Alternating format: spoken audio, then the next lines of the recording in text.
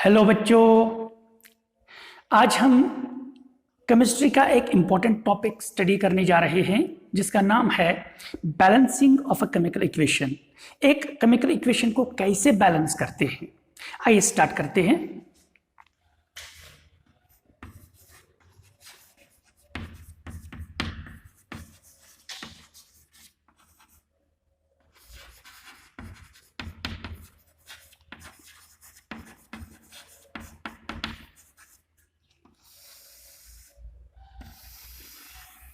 तो आज के इस टॉपिक में हम क्या क्या स्टडी करेंगे।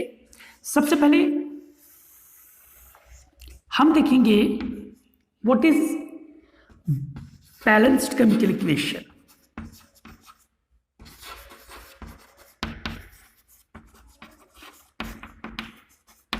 Number 2, unbalanced chemical equation. Balanced chemical equation क्या होती है और अनबैलेंस्ड केमिकल इक्वेशन क्या होती है। नंबर 3, हमें अनबैलेंस्ड को बैलेंस करना होता है। वाई, ये हम जानेंगे। Why to balance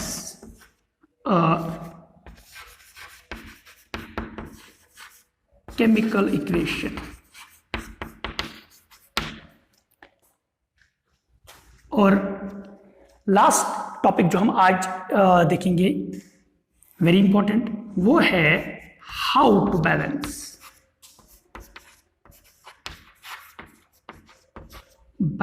a chemical equation.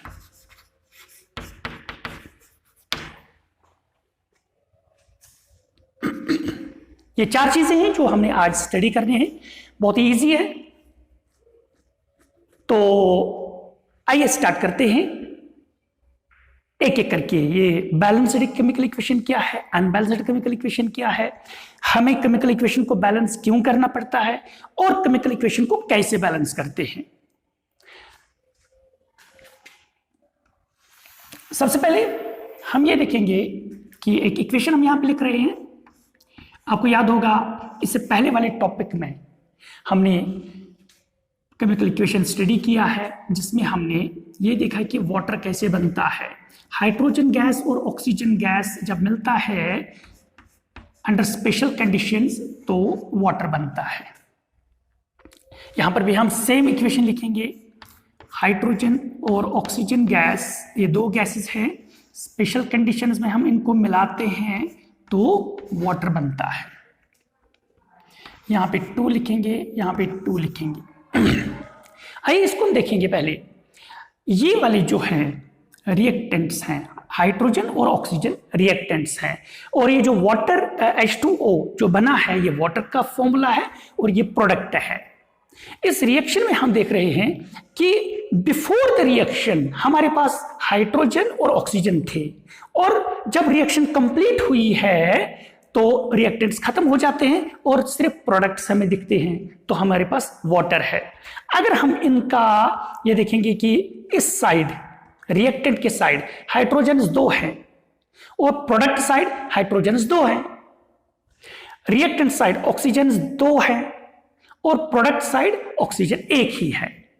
तो इस केमिकल इक्वेशन में क्या रिएक्टेंट वाली साइड हर एलिमेंट के एटम्स इक्वल हैं प्रोडक्ट के साइड हर एलिमेंट के एटम्स को? नहीं है, क्योंकि हाइड्रोजन 2 है, हाइड्रोजन 2 है, ऑक्सीजन रिएक्टेंट साइड 2 है, लेकिन प्रोडक्ट साइड 1 ही है। ऐसी वाली केमिकल इक्वेशन जिसमें हर एक एलिमेंट के एटम्स रिएक्टेंट साइड और प्रोडक्ट साइड इक्वल नहीं होते हैं, ऐसी केमिकल इक्वेशन को हम बोलते हैं अनबैलेंस्ड केमिकल इक्वेशन। तो कैसे लिखेंगे इसको हम क्या बोलेंगे? Unbalanced chemical equation.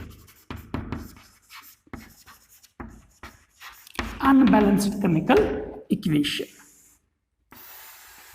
तो इस अनबैलेंस्ड केमिकल इक्वेशन को हम कैसे लिखेंगे? हम ये बोलेंगे It is a chemical equation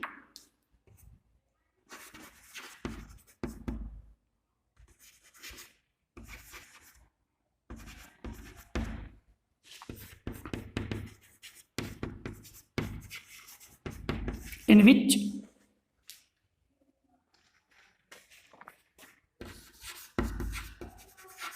atoms of each element are not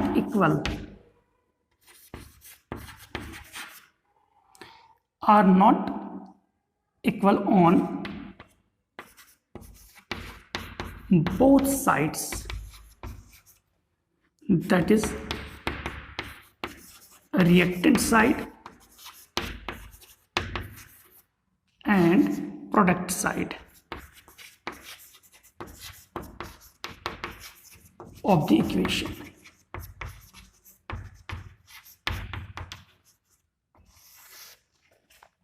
तो what is unbalanced chemical equation? ये वो chemical equation, it is a chemical, ये एक ऐसी केमिकल इक्वेशन है, in which atoms of each element are not equal on both sides, that is reactant side and product side of the equation.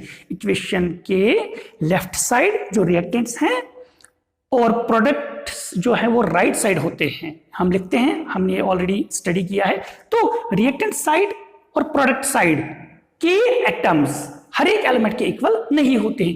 ऐसी chemical equation को हम बोलते हैं unbalanced chemical equation. आइए अब हम देखेंगे इस इक्वेशन में हमने यहाँ पे ये जो है 2 लिखा है, यहाँ पे 2 है, ये जो यहाँ पे 2 हमने लिखा है ये है stoichiometric coefficient.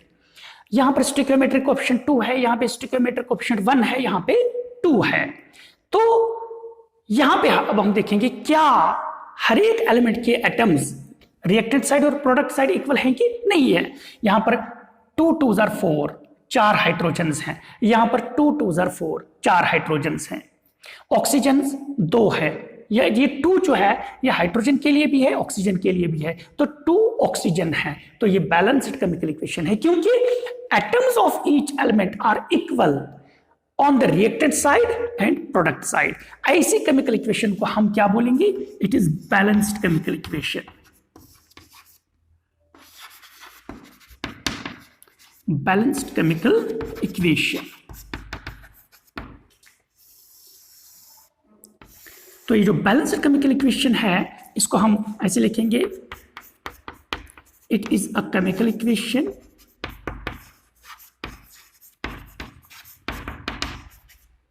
in which atoms of each element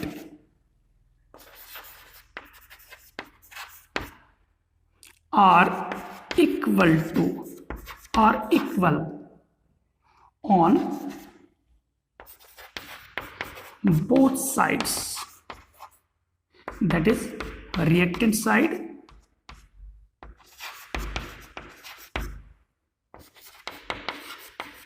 and product side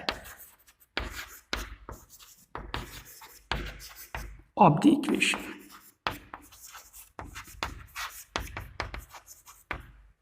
दोबारा बता रहे कि बैलेंस्ड केमिकल इक्वेशन जो है इसमें रिएक्टेंट साइड और प्रोडक्ट साइड हर एक एलिमेंट के एटम्स इक्वल होते हैं। जैसे यहाँ 2 एलिमेंट्स इस रिएक्शन में इन्वॉल्व होते हैं, एक हाइड्रोजन है और ऑक्सीजन है।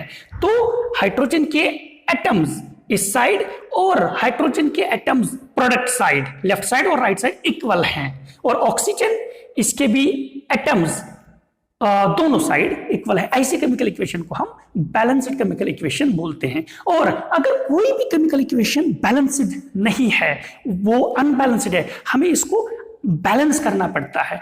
क्यों करना पड़ता है आइए वो हम स्टडी करेंगे। इससे पहले आप उसको एक बार देख लीजिए। ओके, इसको रब करेंगे। हम होंगे कामयाब, हम होंगे कामयाब, हम होंगे कामयाब एक दिन, हो मन में है विश्वास, पूरा है विश्वास, हम होंगे कामयाब एक दिन। तो अब ये हमें क्लियर हो गया है balanced chemical equation, unbalanced chemical equation ये भी क्लियर हो गया है। अब हम देखेंगे way to balance a chemical equation, way to balance a chemical equation.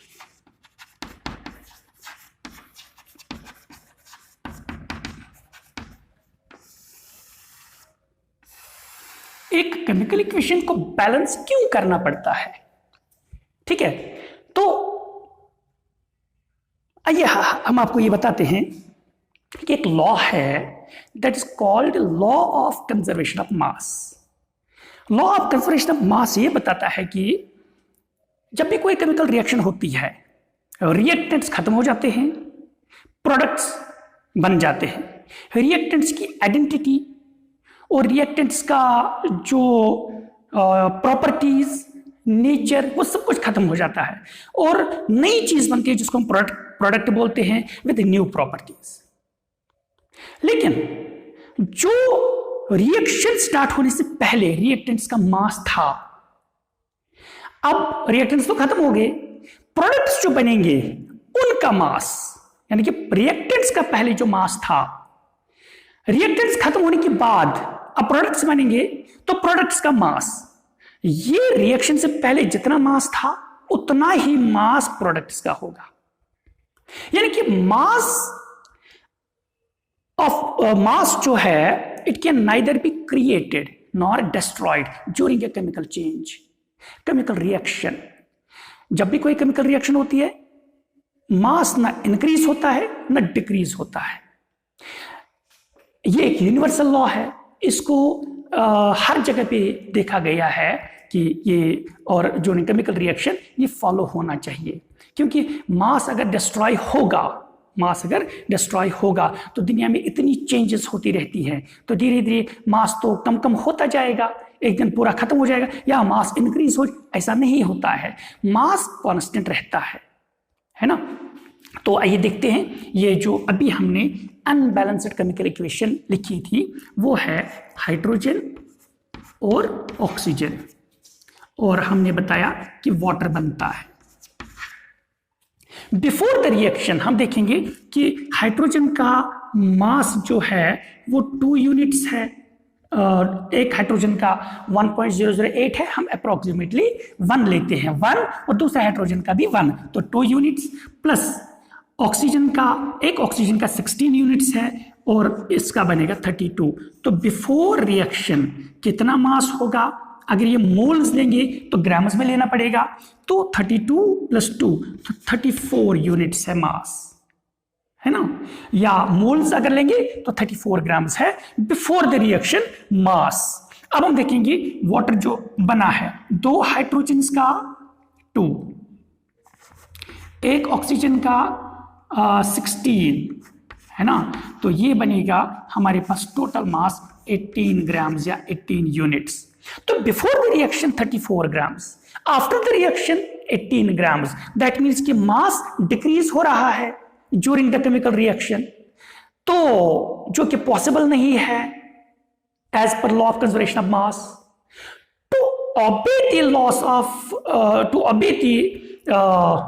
law of mass, law of conservation of mass, we have to balance this chemical equation। हमें इसको बैलेंस करना पड़ेगा, यानी कि हमें हर एक एलिमेंट के एटम्स को रिएक्टेंट साइड और प्रोडक्ट साइड इक्वल बनाना पड़ेगा, है ना। तो कैसे करेंगे वो हमारा नेक्स्ट टॉपिक है, लेकिन फिलहाल मैं आपको ये बता रहा हूं, whenever a chemical reaction is being balanced, हमें कहां पे बैलेंस करना पड़ता है। ये देखिए, इस वो H2O के आगे जो हम कोई भी नंबर लगाएंगे that is called stoichiometric coefficient. For example हमने यहां पे 2 लगाया है, तो 2 इज स्टेकियोमेट्रिक कोएफिशिएंट। हम यहां पे ये नीचे है ना सबस्क्रिप्ट नंबर्स, इनको चेंज नहीं कर सकते, नंबर 1। नंबर 2, ये जो स्टेकियोमेट्रिक कोएफिशिएंट है, जितने भी इसके बाद मॉलिक्यूल के एटम्स आएंगे, ये सब के लिए है। लेकिन ये जो सबस्क्रिप्ट नंबर होता है ये सिर्फ और सिर्फ उसी एटम के लिए या इसी एलिमेंट के लिए है जिसके नीचे ये है। जैसे यहाँ 2 है, it is only meant for this hydrogen, not for oxygen, while as this 2, that is stoichiometric coefficient, it is meant for this hydrogen as well as this oxygen. Similarly this 2 is only for oxygen. अगर हम यहाँ पे लिखेंगे hydrogen को, यहाँ पे 2 लिखेंगे तो हम ये 2 इसके लिए है और ये 2 भी इसके लिए है, लेकिन ये 2 हाइड्रोजन के लिए भी और ऑक्सीजन के लिए भी। एक और इंपॉर्टेंट चीज, जब भी हमें काउंट करने होते हैं ना नंबर ऑफ एटम्स, तो हम क्या करते हैं, जो ये सबस्क्रिप्ट है और ये जो स्टोइकियोमेट्रिक कोएफिशिएंट है, हम इनको मल्टीप्लिकेशन करते हैं। 2 2s are 4, यानी कि 4 हाइड्रोजन्स हैं, और ये ऑक्सीजन, इसका स्टोइकियोमेट्रिक कोएफिशिएंट 1 है, 2 × 1, तो ये 2 एटम्स हैं। तो आइए देखते हैं ये इस इक्वेशन में अब हम देखेंगे, हमने इसको बैलेंस किया है, क्या सही है कि नहीं है। यहाँ पे 2 2s are 4, 4 हाइड्रोजन्स, यहाँ 2 2s are 4, 4 हाइड्रोजन्स, यहाँ पे ऑक्सीजन 2, यहाँ पे 2 ऑक्सीजन। तो ये बैलेंस्ड केमिकल इक्वेशन है। अब हम देखेंगे क्या law of conservation of mass follow हो रहा है कि नहीं हो रहा है। तो यहाँ पे अब हम दोबारा काउंट करेंगे मास, ये कैलकुलेट करेंगे मास। तो यहाँ 2 2s are 4, 4 हाइड्रोजन्स हैं, दैट इज 4 यूनिट्स इसके मास है, या 4 ग्राम्स मास है अगर हमने इनको मोल्स दिया है, प्लस ये जो है 16 + 16 दैट इज 32 है ना। तो बताइए कितना मास है, 32, तो ये बनेगा 36 ग्राम्स। अब इसका एक वाटर मॉलिक्यूल का हमें पता अभी निकाला हमने, 18 ग्राम्स मास होता है 1 मोल ऑफ वाटर का, तो इंटू 2, अब ये 2 बन गए हैं, ये बनेगा 36। दैट इज दोनों का मास बराबर है, यानी कि रिएक्टेंट्स और प्रोडक्ट्स का मास बराबर है। तो लॉ ऑफ कंजर्वेशन ऑफ मास जो है वो फॉलो हो गया है। तो लॉ ऑफ कंजर्वेशन ऑफ मास को ऑब्जे करने के लिए हमें केमिकल इक्वेशन को बैलेंस करना पड़ता है। तो कैसे लिखेंगे इसको हम, इसको मैं रब करूं, देख लीजिए। अब हम लिखेंगे why to balance a chemical equation. तो हम इसको ऐसे लिखेंगे, अगर एग्जाम में आएगा हम लिखेंगे according to law of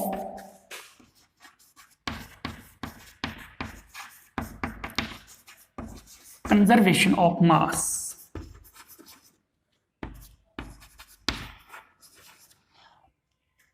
mass can neither be created nor destroyed during a chemical reaction.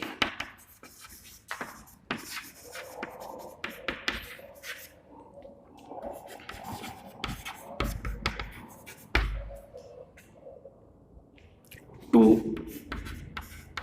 obey this law, the total mass of elements present on a reactant side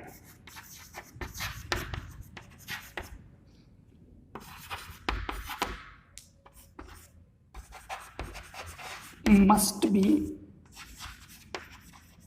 equal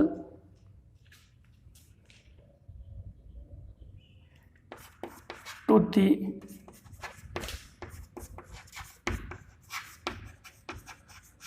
total mass of elements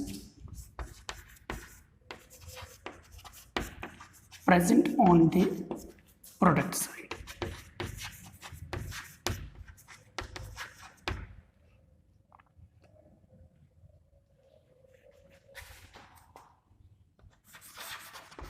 This is possible only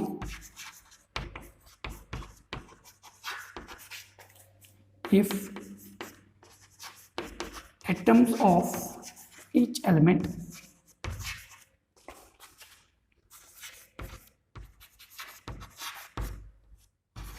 are equal on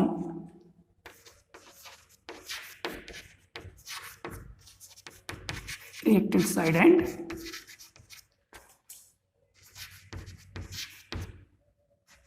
product side.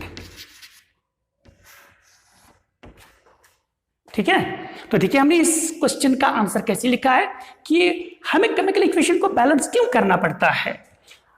According to law of conservation of mass, mass can neither be created nor destroyed during a chemical reaction. During a chemical reaction mass को ना increase कर सकते हैं, ना decrease कर सकते हैं, ना क्रिएट कर सकते हैं, ना डिस्ट्रॉय कर सकते हैं। इस लॉ को ऑबे करने के लिए, टू ऑबे दिस लॉ, ये लॉ ऑबे होना है किसी भी केमिकल इक्वेशन में, तो क्या होना चाहिए, total mass of elements present on reactant side must be equal to the total mass of elements present on the product side. यानी कि रिएक्टेंट साइड जितने भी एलिमेंट्स हैं उनका मास और प्रोडक्ट साइड जितने भी एलिमेंट्स हैं उनका मास इक्वल होना जरूरी है। वो पॉसिबल कब है, जब दोनों हर एक एलिमेंट के एटम्स दोनों साइड इक्वल होंगे। तो इक्वल कब होंगे, जब हम बैलेंस करेंगे। That's why we have to balance the chemical equation. मुझे उम्मीद है कि आपको समझ आया होगा, तो इसको नोट कर लीजिए।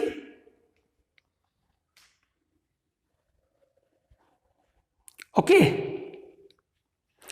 तो आइए अब हम वो टॉपिक लेंगे जिसका बहुत ही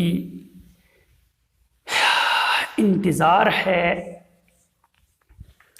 क्योंकि balancing of a chemical equation जो है, बहुत सारे बच्चे बताते हैं कि सर ये तो बहुत ही टफ है, कैसे करेंगे बैलेंस किसी भी केमिकल इक्वेशन को। तो आज हमें एक ऐसा मेथड डिस्कस करना है जो बहुत ही इजी है, बहुत ही इंपॉर्टेंट है, और आप इस मेथड को जब फॉलो करोगे, इसकी प्रैक्टिस करोगे, तो विद इन 30 सेकेंड्स आप किसी भी केमिकल इक्वेशन को बैलेंस कर सकते हैं। तो टॉपिक है how to balance a chemical equation. हमारे पास दो मेथड्स हैं केमिकल इक्वेशन को बैलेंस करने के लिए। एक है जो आम बुक्स में है, वो है हिट एंड ट्रायल मेथड। हमने इसको कुछ मॉडिफाई किया है और इजी बनाया है बच्चों के लिए। एक तो ये है। दूसरा जो है, हमने एक और मेथड डिस्कस करना है जिसका नाम है अलजेब्रिक मेथड। तो आज हम डिस्कस करेंगे अलजेब्रिक मेथड। ये एक ऐसा मेथड है कि हर एक केमिकल इक्वेशन आप देखेंगे कि ये इस मेथड से बैलेंस हो रही है, और बिना सिर्फ मैथ्स अप्लाई करना है, वो भी सिंपल मैथ्स। ठीक है ना। तो कैसे करेंगे हम अलजेब्रिक मेथड। मैंने बता दिया दो मेथड्स हैं, आज हम कौन सा डिस्कस करेंगे, अलजेब्रिक मेथड।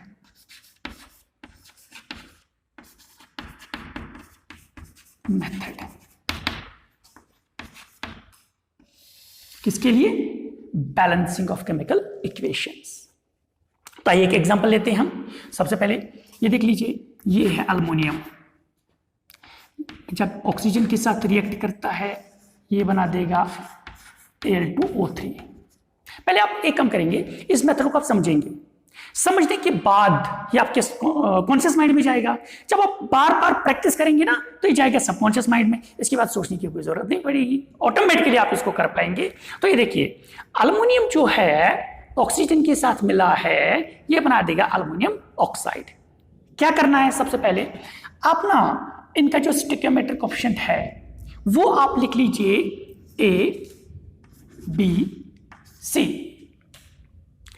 हमें इन A, B और C का वैल्यू निकालना है, जैसे आप मैथ्स में करते हैं, वैल्यू सबस्टिट्यूट करते हैं। फिर वो वैल्यू जो हमें मिलेंगे वो हम इन जगह पे रखेंगे, तो केमिकल इक्वेशन बैलेंस हो जाएगी। आइए देखते हैं कैसे। सबसे पहले आपको क्या करना है, तीन चीजें ध्यान में रखेंगे। A, B, C लिखना है। फिर उसके बाद किस रिएक्टेंट या प्रोडक्ट का सबसे ज्यादा मास है, उसके स्टोइकियोमेट्रिक कोएफिशिएंट को आप 1 रख लीजिए। जैसे ये A है, B है या C है, मास को छोड़िए, जिस रिएक्टेंट या प्रोडक्ट में सबसे ज्यादा एटम्स होंगे। यहां पे सबसे ज्यादा एटम्स अल्युमिनियम ऑक्साइड में है, इसका स्टोइकियोमेट्रिक कोएफिशिएंट C है, तो हम लिखेंगे let C is equal to 1। ठीक, अब रिएक्टेंट साइड आप देख लीजिए कौन कौन सा एलिमेंट है आपके पास, उसका यहां पे सिंबल लिख लीजिए। अल्युमिनियम है और यहां पे ऑक्सीजन है। ठीक, अल्युमिनियम है आपके पास और ऑक्सीजन है आपके पास। अल्युमिनियम रिएक्टेंट साइड भी है, प्रोडक्ट साइड भी है। आपको सिर्फ रिएक्टेंट साइड वाले लिखने हैं यहां पे, प्रोडक्ट का तो ऑटोमेटिकली आ ही जाएगा, वो भी है, लेकिन आपने सिर्फ एलिमेंट्स यहां पे लिखे हैं। फिर आप क्या करेंगे, आपको देखना है कि रिएक्टेंट साइड और प्रोडक्ट साइड अल्युमिनियम कितने हैं in terms of A, B and C। देखिए कैसे, अल्युमिनियम 8 टाइम्स है रिएक्टेंट साइड, प्रोडक्ट साइड ये है twice C। Oxygen reactant side twice B है, और प्रोडक्ट साइड इक्वल करके लिखना है 3 टाइम्स C, ऐसे लिखना है। ठीक, अब आपको क्या करना है, C का वैल्यू ऑलरेडी पता है, तो A का वैल्यू क्या निकलेगा, 2 × 1 तो 2। यहां C का वैल्यू पता है, A का वैल्यू पता है, तो B का वैल्यू यहां निकालना है। B is equal to 3C1 है ना बाई 2। B का वैल्यू भी मिला, A का भी, B का भी और C का भी, तो आप लिखेंगे A B C, तीनों का वैल्यू यहां पे लिखेंगे। ये A का वैल्यू 2 है, B का वैल्यू 3/2 है, C का वैल्यू 1 है। चूंकि ये 3/2 ये फ्रैक्शन है, इसको हम होल नंबर बनाएंगे, तो होल नंबर बनाने के लिए हमें इसको नीचे जो नंबर है इससे मल्टीप्लाई करेंगे, तो हमें हर एक को करना पड़ेगा मल्टीप्लाई 2 और इसको भी 2, हर एक को 2 से मल्टीप्लाई करेंगे जिससे ये फ्रैक्शन खत्म हो जाएगा। तो ये बनेगा 4, ये बनेगा 3, ये बनेगा 2। दैट मीन्स A, B और C 4, 3 और 2 है। तो हमें यहां पे जो ये A है इसकी जगह पे क्या लिखेंगे 4, B की जगह पे क्या लिखेंगे 3, यहां पे 3 लिखेंगे, और ये जो C है इसकी जगह पे हमें लिखना है 2। ये केमिकल इक्वेशन बैलेंस हो गई है। आइए देखते हैं क्या ये बैलेंस है कि नहीं है। 4 अल्युमिनियम है, 2 2s are 4, oxygen 3 2s are 6, यहां 2 3s are 6, तो that means chemical equation balance है ना, बहुत इजी। तो आइए एक और एग्जांपल हम लेंगे जिससे आपको ये क्लियर हो जाएगा फर्दर। एक और एग्जांपल, आपको पता है Fe2O3 फेरिक ऑक्साइड है ये। अगर हम इसको अल्युमिनियम के साथ रिएक्ट करेंगे, ये बना देगा Al2O3।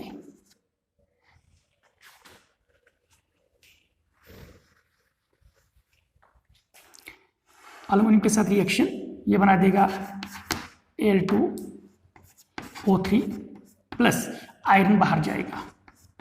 आपको मैं पहले ही बता रहा हूं कि ये वो रिएक्शन है जो वेल्डिंग में यूज होती है ना। तो इस रिएक्शन का नाम है थर्माइट रिएक्शन। इसमें जो आयरन निकलता है ना, ये लिक्विड फॉर्म में निकलता है, तो it is highly exothermic reaction.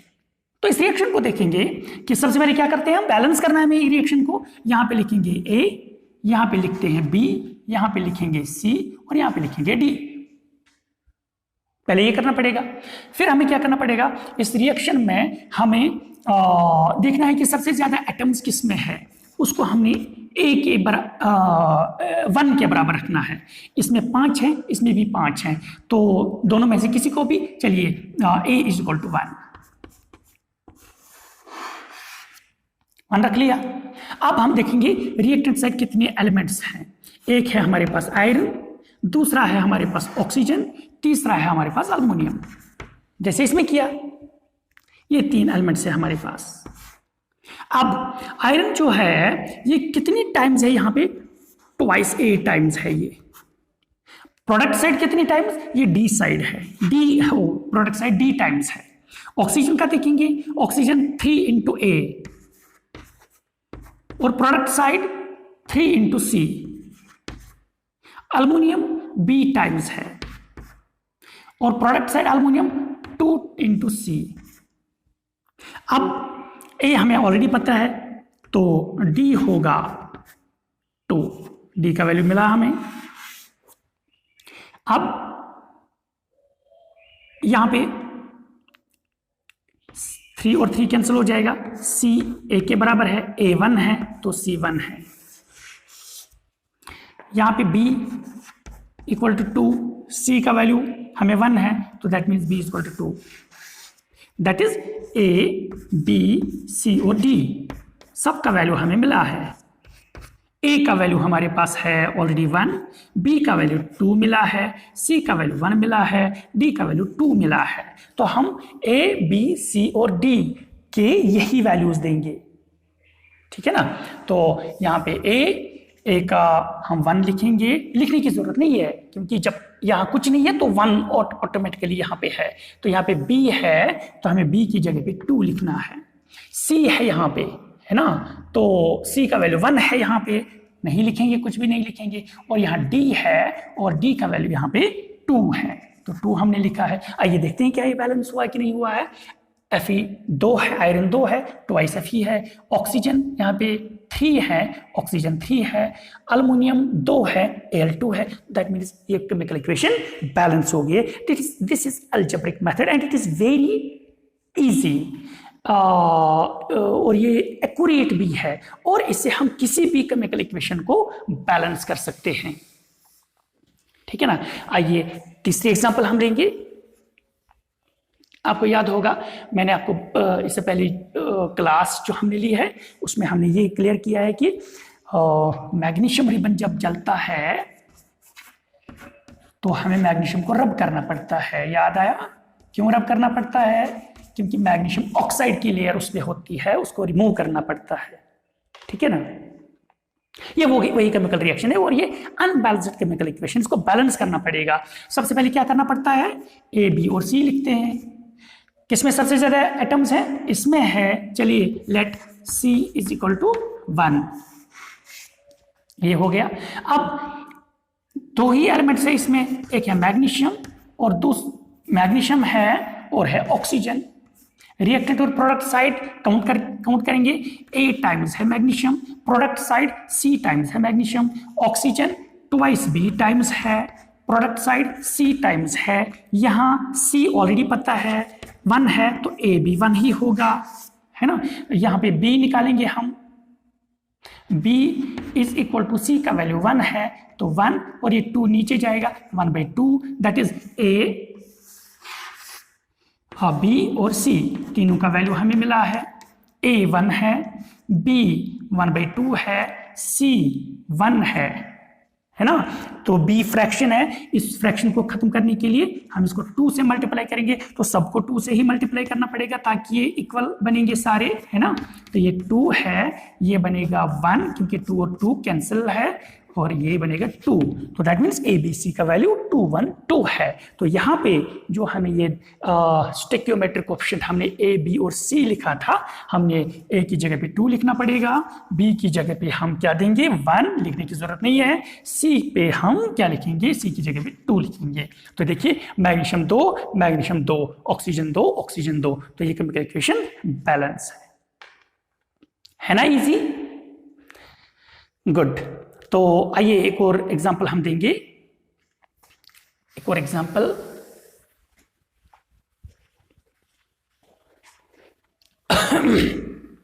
तो जब आप इन केमिकल इक्वेशंस को इस मेथड से प्रैक्टिस करेंगे, हर एक केमिकल इक्वेशन को आप बैलेंस कर सकते हैं यूजिंग दिस मेथड। तो आपको पता है कि ब्यूटेन एक हाइड्रोकार्बन है C4H10। जब इसकी कंबशन, जब ये जलता है, कंबशन होता है तो क्या बनाता है, 2 ही चीजें बनती हैं, कार्बन डाइऑक्साइड और वाटर, और बहुत सारी एनर्जी भी बाहर आती है। आइए देखते हैं कि इस केमिकल इक्वेशन को हम बैलेंस कैसे करेंगे। तो सेम है, हर जगह पे सेम प्रोसीजर है, ABCD लिखना है, ठीक है ना। सबसे ज्यादा आइटम्स इसी में है, let A is equal to 1। फिर इस रिएक्टेंट साइड कितनी एटम्स हैं, एलिमेंट्स कितनी हैं, एक है कार्बन, दूसरा है हाइड्रोजन और तीसरा है oxygen. Left side reactant side और प्रोडक्ट साइड हम इक्वेट करेंगे। 4 कार्बन क्या है 4 टाइम्स ए, प्रोडक्ट साइड C टाइम्स है। आइए हाइड्रोजन को देखते हैं 10 टाइम्स ए है। Product side hydrogen 2 times D, इतना ही है ना, 2 टाइम्स D है, 10 टाइम्स ए 2 टाइम्स। अच्छा ऑक्सीजन, हाँ यहां बड़ा इंपॉर्टेंट है। देखिए ऑक्सीजन यहां 2 टाइम्स B है, 2 टाइम्स B इक्वल टू यहां 2 टाइम्स C है और D टाइम्स B है, तो हमें क्या करना पड़ेगा 2 टाइम्स C प्लस करेंगे ये D टाइम्स है ना ऑक्सीजन, इस तरह से लिखेंगे। आइए हम वैल्यूज निकालते हैं। A1 है तो that means C will be equal to 4, C4 आएगा। अब D की बारी है। D देखिए 2 5 10, तो D यहीं पर रहेगा। 5A A1 है that is D equal to 5, ठीक है ना। अब यहां B निकालेंगे हम, B इक्वल टू 2 B है ये, 2C C4 है दैट इज 2 4 8 प्लस D कितना है 5, that is B will be equal to 8 और 5 13 हो गए हैं, 13/2। सबका वैल्यू हमें मिला है A B C और D, आए ना सबका वैल्यू। A का वैल्यू ऑलरेडी 1 है, B का वैल्यू हमें मिला है 13/2, C का वैल्यू हमें मिला है 4, D का वैल्यू हमें मिला है 5। चूंकि फ्रैक्शन है इसको खत्म करने के लिए 2 से मल्टीप्लाई करेंगे, तो हर एक को 2 से ही करना पड़ेगा। फ्रैक्शन खत्म करने के लिए हमें जो नीचे नंबर है उसी से मल्टीप्लाई करना पड़ता है हर एक को, तो ये 2 बनेगा, ये 13 बनेगा, 2 2 कैंसिल हो जाएगा, 4 2 8 बनेगा ये, और ये बनेगा 10। तो आइए अब हम सब्स्टिट्यूट पुट करेंगे वैल्यूज A B और C। A की जगह पे 2 लिखना है, B की जगह पे 13 लिखना है, C की जगह पे 8 लिखना है, D की जगह पे हमें 10 लिखना है। चलिए चेक करते हैं। 2 4 8 कार्बन, 8 कार्बन हैं। हाइड्रोजन 2 10s है ना 20, 13 इंटू 2 26, 8 2 16 और ये 10 टाइम्स ऑक्सीजन हो गए 26, तो ये रिएक्शन बैलेंस हो गई है। तो ये मेथड है very easy to apply, very accurate and it takes very less time, ठीक है। और दूसरी बात, हमें गेस नहीं करना पड़ता है इस मेथड में, एक बार देख लो। ओके, तो आइए एक और एग्जांपल हम लेंगे।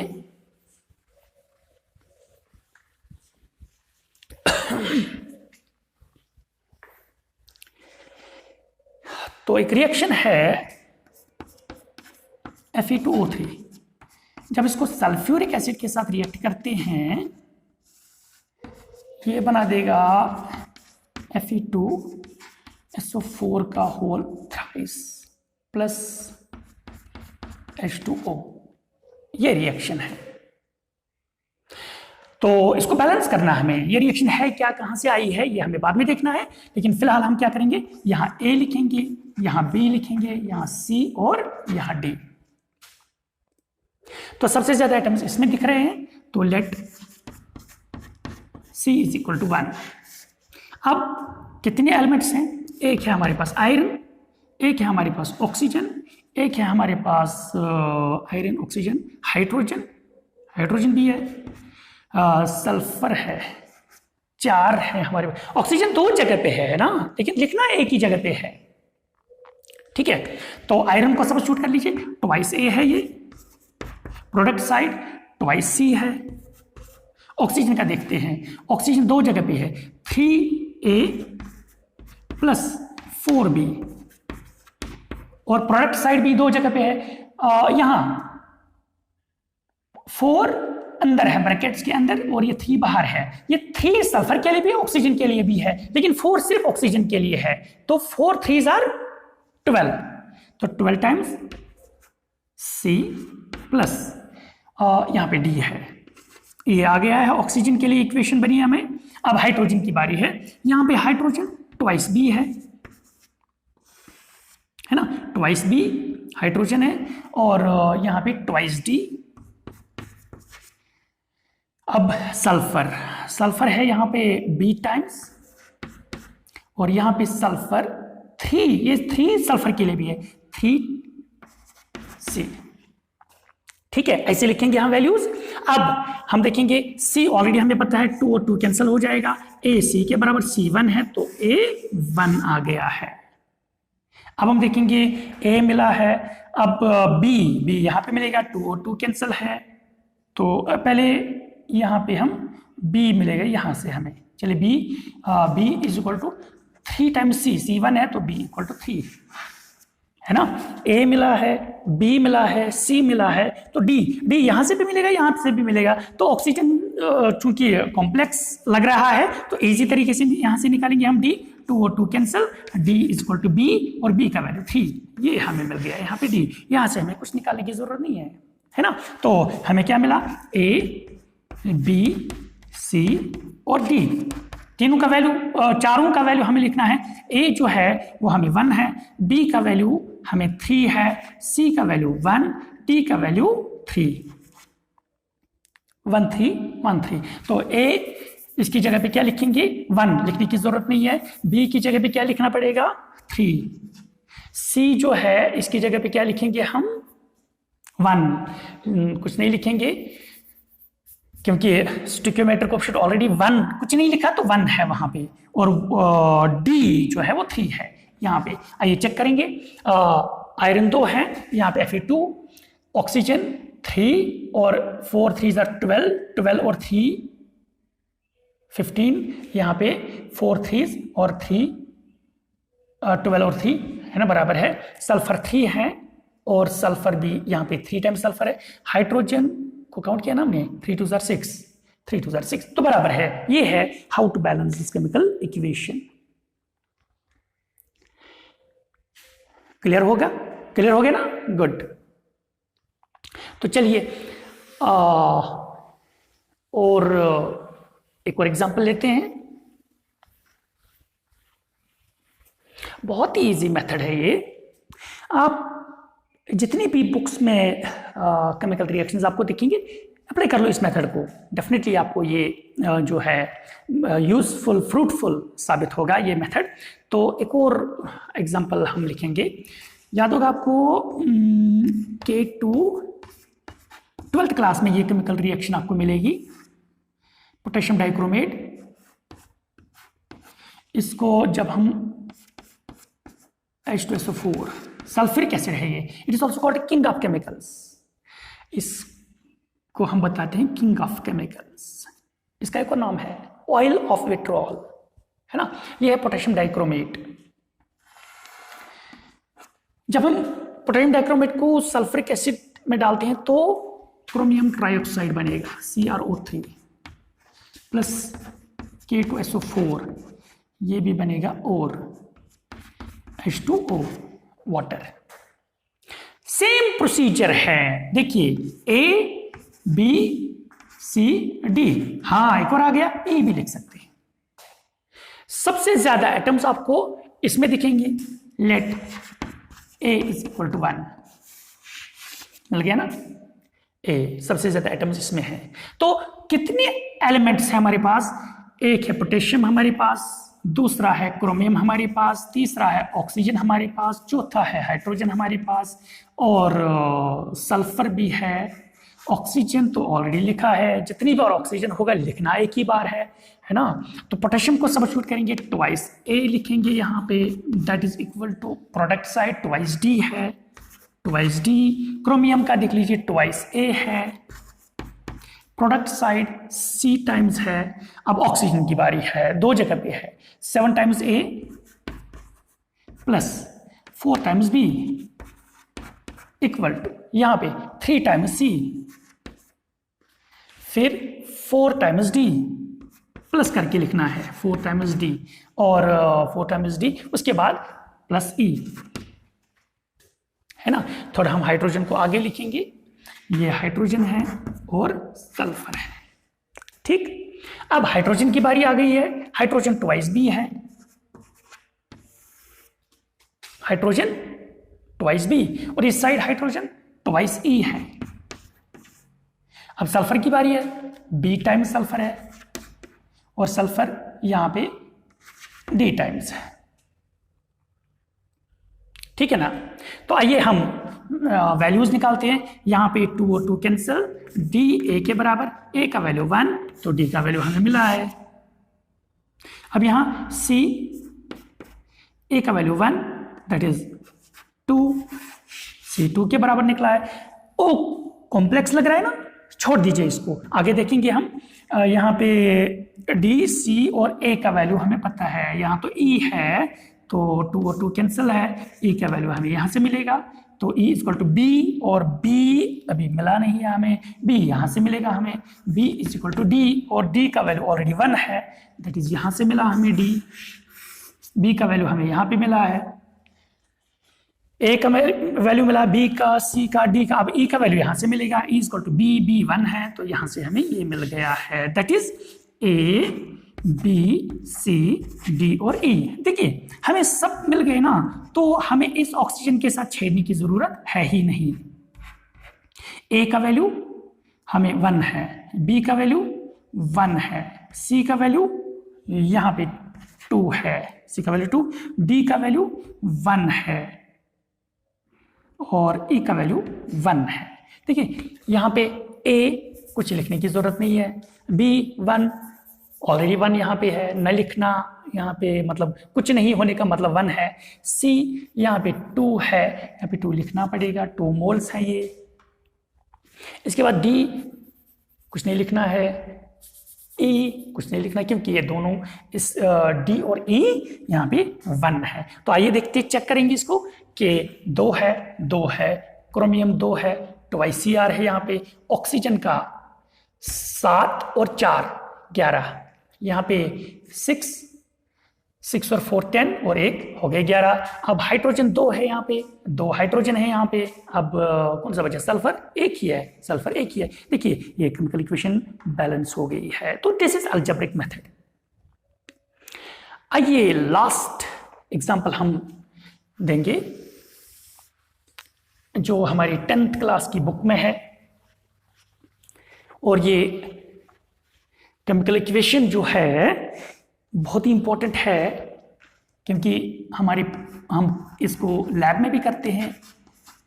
पोटेशियम ये लेड नाइट्रेट है ना, जब हम इसको हीट करते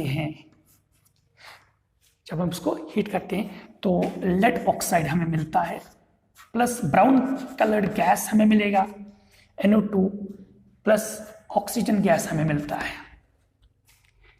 तो इस केमिकल इक्वेशन को बैलेंस करना पूछा जाता है बहुत बार और बच्चे कंफ्यूज हो जाते हैं, और पहले हम भी कंफ्यूज हुआ करते थे, बाद में जब जो है ये मेथड जो है इससे ये बहुत ही इजी तरीके से बैलेंस हो जाते हैं। आइए देखते हैं, बहुत ही वही प्रोसीजर सेम है, ए बी सी और यहाँ पे डी लिखेंगे। सबसे ज्यादा एटम्स इसमें है, let a is equal to 1। अब हमारे पास रिएक्टेंट में कौन कौन सा एलिमेंट है, लेड है, नाइट्रोजन है और ऑक्सीजन है। लेड जो है ये ए टाइम्स है इक्वल टू, प्रोडक्ट में ये बी टाइम्स है।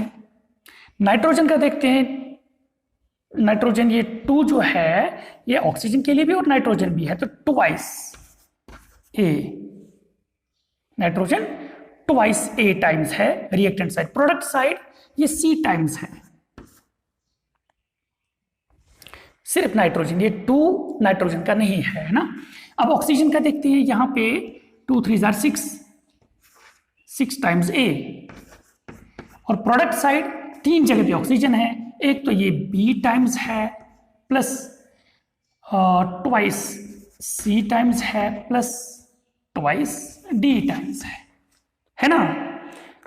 तो चलिए अब वैल्यूज हम निकालेंगे, ए बी सी डी निकालेंगे हम। ए तो ऑलरेडी पता है, तो बी ए के बराबर तो 1 होगा, सी जो है ट्वाइस ए है तो C2 है, ए का वैल्यू 1 है ना। अब यहाँ पे देखेंगे, यहाँ पे 6 ए को ऑलरेडी पता है हमें, वो 1 है, इक्वल टू बी को ऑलरेडी 1 है, ट्वाइस सी ऑलरेडी 2 है तो 2 इंटू 2 आएगा plus 2D। That means 2D is equal to 6, ये 2 2 4 प्लस 1 हो गया 5, 5 इस साइड आएगा, माइनस हो जाएगा तो -5, तो D will be equal to 6 में से 5 1 डिवाइडेड बाई 2, D 1/2 आ गया है। That is A B C और T, इन सब के वैल्यूज हमें मिले हैं। क्या क्या मिला हमें? A का वैल्यू 1, B का वैल्यू 1, C का वैल्यू 2 और D का वैल्यू 1/2। फ्रैक्शन है तो 2 से मल्टीप्लाई करेंगे, लेकिन इक्वल बनाने के लिए हर एक को करना पड़ेगा। ये 2 बनेगा, ये भी 2 बनेगा, ये 4 बनेगा, ये 2 2 कैंसिल, ये 1 बनेगा। तो दैट मीन्स कि हमें वैल्यूज पुट करने पे क्या मिलेगा? हमें A की जगह पे हमें 2 लेना पड़ेगा, B की जगह पे हमें 2 लेना है, C जो है ये 4 है यहाँ पे, और D जो है वो 1 मिलेगा। लिखने की जरूरत नहीं है। तो आइए चेक करते हैं इसको। लेड 2 है, 2 लेड। ऑक्सीजन कितने हैं? 3 2 6 इंटू 2, ये 2 सब के लिए है, ये 2 इन 2 के लिए है, जबकि ये 3 सिर्फ ऑक्सीजन के लिए है। 2 3 6, 6 2 12, 2 यहां पे, 4 2 8 हो गए 10 और ये 2 हो गए 12, 3 2 6 और 6 2 12 बराबर हो गए। नाइट्रोजन, ये 2 नाइट्रोजन का है, 2 2 4 नाइट्रोजन, तो 4 नाइट्रोजन तो बराबर आ गया है। तो ये है algebraic method for balancing of chemical equation. तो हमने आज क्या देखा? हमने देखा बैलेंस्ड केमिकल इक्वेशन क्या है, अनबैलेंस्ड केमिकल इक्वेशन किसको बोलते हैं, हमें किसी केमिकल इक्वेशन को कैसे क्यों बैलेंस करना पड़ता है वो मैंने बता दिया है as per law of conservation of mass, उसके हिसाब से, और how to balance chemical equation. और आपको याद होगा मैंने आपको बता दिया there are 2 important methods for balancing of chemical equation. एक तो हमने यहाँ आज डिस्कस किया है अलजेब्रिक मेथड, जो कि बहुत ही सिंपल है, बहुत ही इजी है, और हर एक केमिकल इक्वेशन आप इससे बैलेंस कर सकते हैं। लेकिन दूसरा भी एक मेथड है जो ऑलरेडी बुक्स में दिया ना, हिट एंड ट्रायल मेथड, उसको कुछ मॉडिफिकेशन करके हमने बहुत सिंपल बनाया है, जिसको आप इजीली अप्लाई करके किसी भी केमिकल इक्वेशन को बैलेंस कर सकते हैं। तो अगर नॉलेज पर्पस के लिए इसको सीखना पड़ेगा, नहीं तो आप इस मेथड से हर एक केमिकल इक्वेशन को बैलेंस कर सकते हैं। और नेक्स्ट टॉपिक जो हमारा होगा वो होगा how to balance chemical equation by, जो हमारा सेकंड मेथड है। तब तक हमारे साथ आप बने रहेंगे, मेहनत करते रहिए, आगे बढ़ते रहिए। Best of luck.